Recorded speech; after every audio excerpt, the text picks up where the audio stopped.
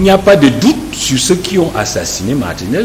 On sait très bien que le colonel Danoué, qui je vous rappelle, parce qu'on n'est pas colonel d'armée au Cameroun, on ne va pas prendre le colonel d'armée au quartier. Je suppose que pour être colonel au Cameroun, il faut avoir passé le concours de l'EMIA, avoir une carrière, et on n'est pas directeur des opérations. 12 degrés. Si on n'est pas, on ne revend pas la crème. Un homme comme Amouk Belling ne peut pas s'engager. Même quand bien il aurait eu envie de tuer Martinez, comment il ne serait pas passé par un colonel, chef des opérations d'une direction générale d'un service d'espionnage national?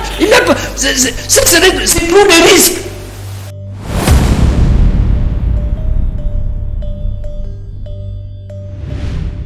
Yaoundé ne ressemble à aucune autre capitale africaine. Ce n'est pas Abidjan avec son arrogance de béton et ses autoroutes qui sentent le carburant et l'argent frais. Ce n'est pas non plus Dakar, ouverte à tous les vents de l'Atlantique. Incandescente et bavarde, Yaoundé est une ville qui pense équité, une ville de collines et de brouillards, de voitures banalisées garées dans des ruelles trop calmes, d'hommes qui se saluent sans se regarder dans les yeux parce qu'ils savent exactement où chacun est positionné dans la hiérarchie invisible du sérail. John Le Carré aurait adoré Yaoundé, là où d'autres villes de pouvoir étalent leur corruption. Au soleil, les scandales bruyants, les procès spectaculaires, les défenestrations médiatiques.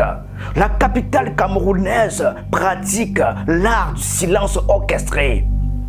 Les vraies décisions se prennent dans des antichambres dont personne ne confirme l'existence. Les alliances se scellent dans des langues vernaculaires que les greffes judiciaires ne transcriront jamais. Et les morts, quand ils arrivent, s'habillent toujours en faits divers avant de révéler, au bout de quelques années de procédure, la géographie d'un État qui se mange lui-même. C'est dans ce décor-là que s'inscrit la dernière sortie de Dieudonné Somba sur Vision 4. Un homme calme, un vocabulaire orienté, une mécanique d'horloger appliquée à la désintégration d'un récit que la majorité de l'opinion publique camerounaise a fini par accepter comme une évidence. À savoir que Jean-Pierre Amougou Belinga, mania de la presse, propriétaire de Vision 4, aurait commandité l'enlèvement, la torture et l'exécution de Martinez Zogo, enlevé le 17 janvier 2023, retrouvé mort 5 jours plus tard dans un terrain vague en périphérie de la capitale, le corps portant les stigmates d'une cruauté méthodique. En écoutant Dieudonné Somba, on quitte la chronique judiciaire classique pour entrer de plein pied dans quelque chose d'autre, quelque chose qui ressemble dans sa structure narrative et sa tension intérieure à un roman de John Le Carré. Un de ces récits où le crime affiché n'est jamais que le reflet d'un crime plus profond, où le coupable désigné protège les vrais auteurs et où la vérité, quand on la cherche trop loin, finit par ressembler à un piège. Je crois que dans l'affaire de Martinez, il faut distinguer deux aspects. Il y a le crime lui-même, c'est-à-dire l'assassinat brutal de Zogo par un groupe d'individus. Est-ce que ce groupe d'individus a été manipulé, orienté? Je crois que c'est ça la grande question. La position de Dieudonné Somba est une rupture franche avec le discours officiel, non pas parce qu'il nie les faits matériels, le crime a bien eu lieu, mais parce qu'il pose une question que personne dans le tumulte médiatique et judiciaire de ces 3 dernières années n'a posé avec cette honnêteté-là qui instruit un colonel des opérations de la DGRE. Sa réponse déconstruit l'architecture entière du récit dominant. Le costume de commandité taillé sur mesure pour Amogo Belinga serait une erreur de script. Pire, une manipulation. Et derrière cette manipulation, il y aurait des mains que l'on reconnaît, des mains habituées à manier les intérêts des clans. Dans cette fin de règne qui ressemble depuis des années à une partie d'échecs jouée au bord d'un précipice. Il n'y a pas de doute sur ceux qui ont assassiné Martinez. On sait très bien que le colonel Danoué, qui je vous rappelle, parce qu'on n'est pas colonel d'armée au Cameroun, on ne va pas prendre le colonel d'armée au quartier. Je suppose que pour être colonel au Cameroun, il faut avoir passé le concours de l'EMIA, avoir une carrière, et on n'est pas directeur des opérations. 12 degrés. Si on n'est pas, on ne revend pas la crème. La crème, le mot est choisi. Un colonel chef des opérations de la DGRE n'arrive pas à ce poste par hasard ou par la grâce d'un carnet d'adresse civile.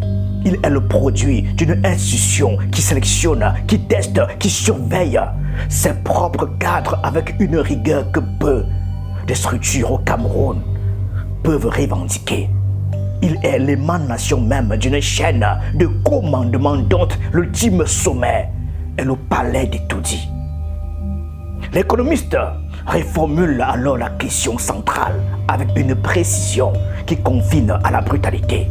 Alors, la première question qu'on aurait dû se poser, c'est que est-ce qu'on a besoin d'un commanditaire pour instruire à un colonel d'armée, chef des opérations, l'assassinat de quelqu'un? La réponse implicite contenue dans la question est évidente. Un colonel des opérations de la DGRE n'a pas besoin d'un Amogo Belinga. Pour agir, il a par définition des raisons d'État ou des raisons qui se partent de ce masque-là pour agir. Ce que le récit officiel présente comme une chaîne de commandement allant du milliardaire au colonel est, dans sa logique, institutionnellement impossible. Dieudonné Somba va plus loin et pousse le raisonnement dans ses derniers retranchements avec une analogie qui, dans son cynisme assumé, a le mérite de la clarté absolue. Aucun homme d'affaires ne peut s'appuyer sur un colonel chef des opérations pour aller assassiner, puisque à ce moment-là, mon ami, il s'est créé des obligations. D'abord, il se met en danger lui-même. Disons, il s'est créé des obligations qu'il ne peut pas assumer. Donc, ce n'est même pas. Pourquoi Moulin assassine? Moulin avait ce genre d'argent pour prendre des gens au quartier, lui donne 500 000 diamants, mais bon, celui-là dans la nuit. Et il y a des enfants qui sont prêts à égorger n'importe qui à 500 000. Plutôt que mobiliser une institution lourde qui, pour assassiner Martinez ou qui n'était pas gardé, on invite des gens de l'extrême nord, du sud, partout. Il était quoi? Le raisonnement est froid. Un homme d'affaires qui voudrait se débarrasser d'un journaliste encombrant n'irait pas chercher la crème de l'appareil sécuritaire. Il irait chercher quelqu'un d'interchangeable, de jetable, de non traçable, mobiliser un colonel chef des opérations de la DGRE pour un règlement du compte personnel. C'est dans la logique d'un homme d'affaires créer une dette impayable, une obligation perpétuelle à l'égard d'un professionnel de la mort qui, dès sa première difficulté, reviendra frapper à votre porte. C'est, dit Dieudonné Somba, trop tendu et trop coûteux. Psychologiquement impossible. Non pas parce qu'Amogo Belinga est incapable de violence, Le consultant de Vision 4 ne dit jamais cela, mais parce qu'aucun acteur rationnel, aussi brutal soit-il, ne fabrique lui-même la chaîne qui le conduit à sa propre destruction. Un homme comme Amour Belling ne peut pas s'engager, même quand bien il aurait eu envie de tuer Martinez Zogo. Comment il ne serait pas passé par un colonel, chef des opérations d'une direction générale d'un service de espionnage national? C'est trop de risques, c'est trop tordu et c'est trop coûteux. Le simple bon sens, on n'a même pas besoin de raisonner. Le simple bon sens veut qu'un homme d'affaires, quand bien même il aurait eu envie de tuer quelqu'un, il ne pouvait pas passer comme ça. Parce que d'abord, il se crée une énorme clientèle qui va lui créer le problème tout le temps. Dans les romans de John le Carré, les exécutants les plus dangereux ne sont jamais les tueurs à gages. Ce sont les officiers de carrière qui ont servi assez longtemps pour comprendre que les ordres directs sont une vulnérabilité et assez longtemps pour développer leur propre agenda. Des agendas qui peuvent coïncider avec ceux de leur institution ou s'en écarter à la faveur d'un moment de turbulence. Justin Danwe incarne ce paradoxe et Dieudonné Somba ne discute pas de sa culpabilité matérielle. Il la tient pour établir et c'est précisément de là que part son raisonnement. Si Danwe a organisé et conduit cet enlèvement et si c'est lui qui a dirigé le commando qui a enlevé Martinez Zogo dans un Toyota Prado noir dans la nuit du 7 janvier 2023, à 2 pas d'une brigade de gendarmerie, alors la question n'est pas pour qui a-t-il agi, la question est dans quelle logique institutionnelle a-t-il agi. Il y a des camps, il y a des gens qui n'aiment pas Amour Belling pour de multiples raisons. Donc vous n'allez pas changer ça. C'est-à-dire que quand quelqu'un n'aime pas Amour Belling, mais il n'y a aucune raison qui va l'amener à l'aimer. C'est-à-dire que pour l'Amour Belling, il y en a même qui disent qu'il est tué Martinez Zogo ou non, il doit rester en prison. C'est-à-dire que pour eux, ce n'est pas un besoin de vérité. Le Carré a toujours insisté sur un point que ses lecteurs mettent parfois du temps à comprendre. Dans les services secrets, les crimes individuels et les crimes d'État ne s'excluent pas. L'un peut habiller l'autre.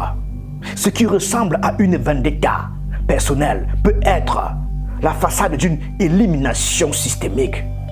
Ce qui semble être un règlement de compte d'hommes d'affaires peut être la version présentable d'un nettoyage politique.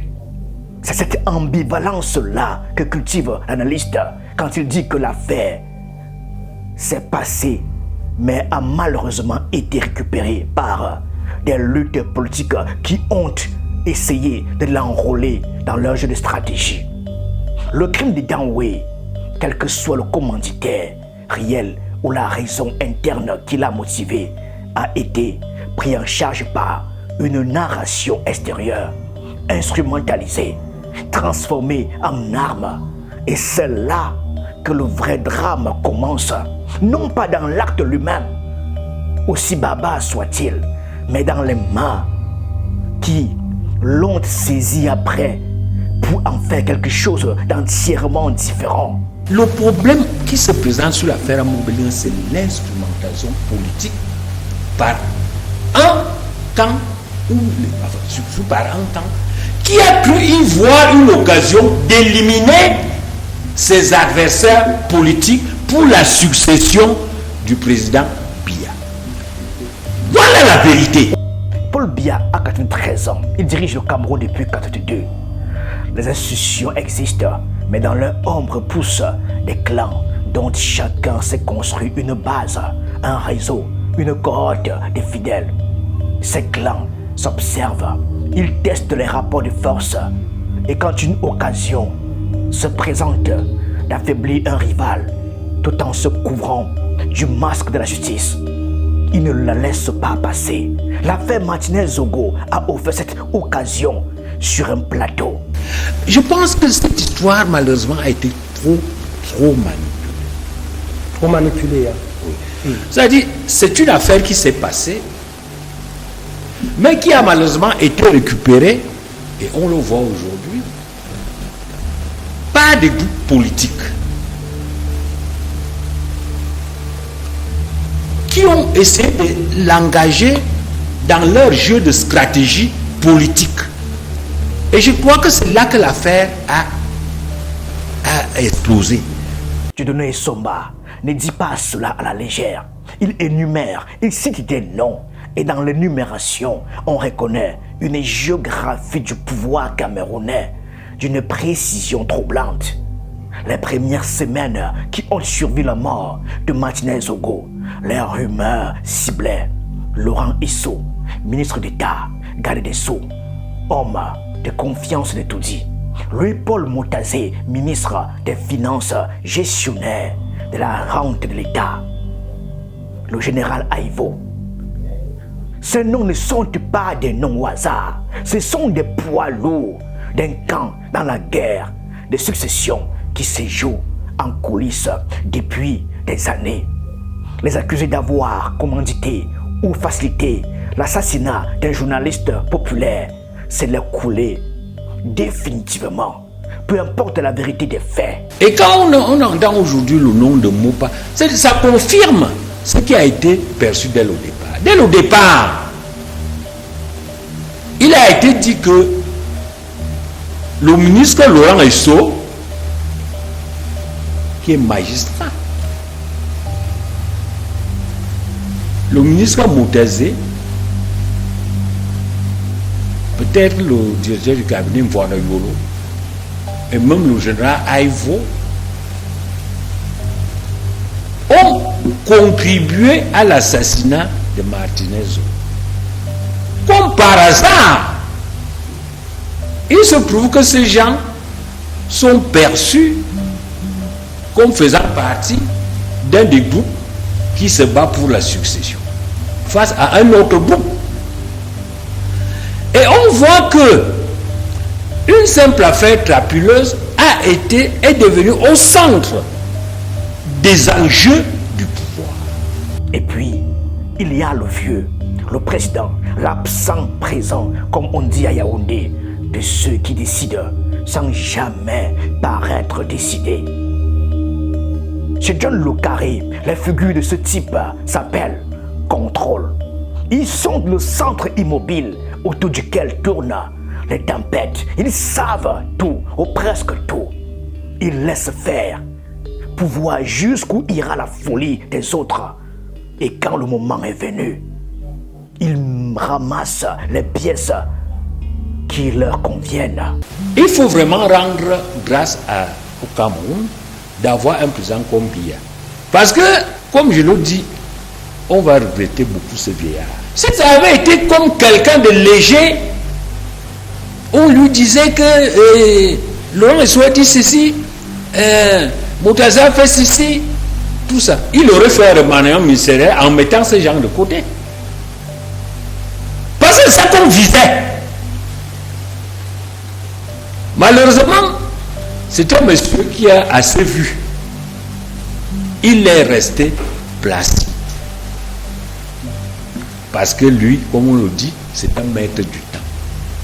Et le temps est en train donc de dévoiler exactement les manipulations politiques qui se sont greffées autour de cette affaire.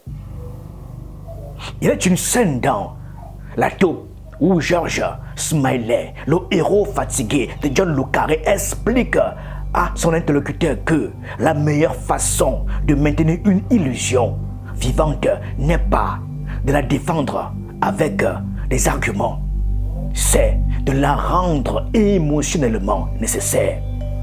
Les gens ne croient pas ce qui est prouvé. Ils croient ce dont ils ont besoin. Dieudonné Somba touche à cette vérité quand il aborde la question des 11 téléphones d'Amougou Belinga. Pendant le procès, l'inspecteur judiciaire a indiqué avoir compulsé les données du téléphone de Justin Danoué sans y trouver d'éléments incriminants contre l'homme d'affaires. Pourtant, dans l'opinion publique, la conviction reste entière. Amougou Belinga a eu 11 téléphones. Il a effacé les preuves dont il est coupable. Parce que quand l'expert dit qu'il a compulsé le téléphone du colonel Danoué et il n'a rien trouvé qui puisse établir une conversation entre lui. À 100%, hein, c'est la précision vaut la peine. À 100%. Maintenant, il y a des gens qui continuent toujours à s'approcher sur le fait qu'Amougou aurait eu 11 téléphones. Bah bon, ce qui est déjà une hérésie. Là, je vous avoue. Non, mais moi je tiens le compte du discours. Oui, bien sûr. Quand bien même il aurait eu 11 téléphones, ça change quoi? Dans toute communication téléphonique, il y a deux bouts. Si l'un est effacé, l'autre subsiste. Si le téléphone de Danoué a été examiné par un expert sans révéler des traces de communication incriminantes avec Amougou Belinga, alors l'argument des 11 téléphones détruits perd sa portée probatoire. Mais le droit et la psychologie collective suivent des chemins différents. Dans la psychologie collective, Amougou Belinga est coupable non pas parce que les preuves le démontrent, mais parce qu'il correspond au rôle. Il est riche, il est puissant, il a des ennemis, dont Martinez Zogo était l'un des plus bruyants. Il est le coupable qui fait sens dans le récit disponible. Et cette adéquation entre le coupable et le récit est, dit Essomba avec une précision qui ne n'épargne personne, le vrai moteur de la croyance, non pas la vérité des faits, mais la cohérence émotionnelle du scénario. Même si Amougou Belinga avait détruit ses téléphones, à partir du moment où il y a les données miroirs, puisqu'il ne parlait pas seul, il a parlé à Danoué. Même si lui détruit ses téléphones, on n'a qu'à visiter les téléphones de Danoué. On va le voir avec l'expert tout à l'heure. Pour voir ce qu'ils sont dit. De cet aspect. Donc, il y a des gens, donc vous voyez, les gens fabriquent des arguments pour ne pas sortir de leur erreur. Dans le couloir du tribunal militaire de Yaoundé, un magistrat a incarné un temps quelque chose qui ressemble à la résistance silencieuse de ces personnages secondaires de John Le Carré, qui refusent de se soumettre au consensus institutionnel parce que leur conscience les en empêche. Le juge Sikati, Dieudonné Somba, en fait une figure presque tragique. Le juge Sikati, parce que tout le monde ne joue pas à ce jeu. Il a constaté que, bon, de toute façon, c'est un montage. Il a pris son bras à deux mains. Il aurait pris le risque de libérer, de sortir une ordonnance de libération en ayant des éléments accablants contre des personnes incriminées. Même les juges savent que c'est un montage. Parce que d'abord, la psychologie ne correspond pas à l'implication d'Amougou Belinga. Ce n'est pas possible. Notez le conditionnel dans la bouche de Boni Philippe. Il aurait pris le risque. Non pas il l'a pris. Dans cet espace entre la conscience et l'acte, entre la compréhension et la décision, réside tout le drame de la magistrature dans un état d'honte. Les institutions sont encore peuplées par des hommes soumis aux pressions de clans vivants. Le juge Sikati a peut-être compris, mais comprendre dans Yaoundé ne suffit pas pour décider. Décider demande quelque chose de plus rare que l'intelligence. Même les juges. Oui, mais il y en a qui croyaient. Non. Même les juges savent qu'il y a complot. Ils ne vont pas le dire, mais ils savent. Les juges le savent, mais c'est pas des enfants, c'est quand même des magistrats, c'est-à-dire, c'est pas moi, bas plus machin, et puis ils savent. Vous n'écoutez pas ce que les gens se disent entre eux, ils savent très bien que c'est un complot. Les fins des romans de John le Carré sont rarement satisfaisantes. Ce n'est pas un défaut de l'auteur, c'est son obsession centrale dans le monde du renseignement et du pouvoir opaque. Les dénouements propres n'existent pas. Il n'y a que des équilibres provisoires, des vérités partielles, des victoires qui portent en elles les germes de la prochaine trahison. L'affaire Martinez-Zogo ressemble à cela. 3 ans et demi après l'enlèvement d'un journaliste dans une nuit de janvier à Yaoundé, le procès avance à petit feu devant le tribunal militaire. Les accusés sont en détention et l'opinion publique a son coupable désigné. Mais sous cette surface-là, les questions que pose Dieudonné Issomba continuent de creuser. Pourquoi la DGRE? Pourquoi un colonel des opérations qui a eu l'intérêt à ce que l'affaire explose dans la direction qu'elle a prise? Quels clans ont profité de l'effroi produit par ce crime pour marquer des points dans la guerre qui se joue à l'ombre du palais de Toudi? Et si on n'a pas encore clenché, c'est parce que les tenants de ce complot ont encore le pouvoir et exercent des pressions. Cette phrase est peut-être la plus grave de toutes celles que l'économiste a prononcées. Pas parce qu'elle accuse nominativement, elle n'accuse personne en particulier, mais parce qu'elle pose l'équation fondamentale de la justice dans une fin de règne. Tant que le rapport de force politique n'a pas été tranché, la vérité judiciaire reste prisonnière de ce rapport de force. À Yaoundé, la vérité ne sera pas dite parce qu'un juge l'aura voulu. Elle sera dite, si elle est dite, parce que le vainqueur de la guerre de succession n'aura plus besoin de la terre. C'est la conclusion que John le Carré, s'il avait posé son regard froid sur cette ville de collines qu'est Yaoundé, aurait consigné dans ses carnets, non pas comme un scandale, mais comme la vérité nue du pouvoir dans ce que le monde a de plus constant. Les hommes qui décident de ce qui est vrai sont ceux qui ont survécu. Et l'affaire Martinez-Zogo, au fond, n'est peut-être pas l'histoire d'un journaliste assassiné. C'est l'histoire de ce que son assassinat a servi, à qui et pourquoi cela dure.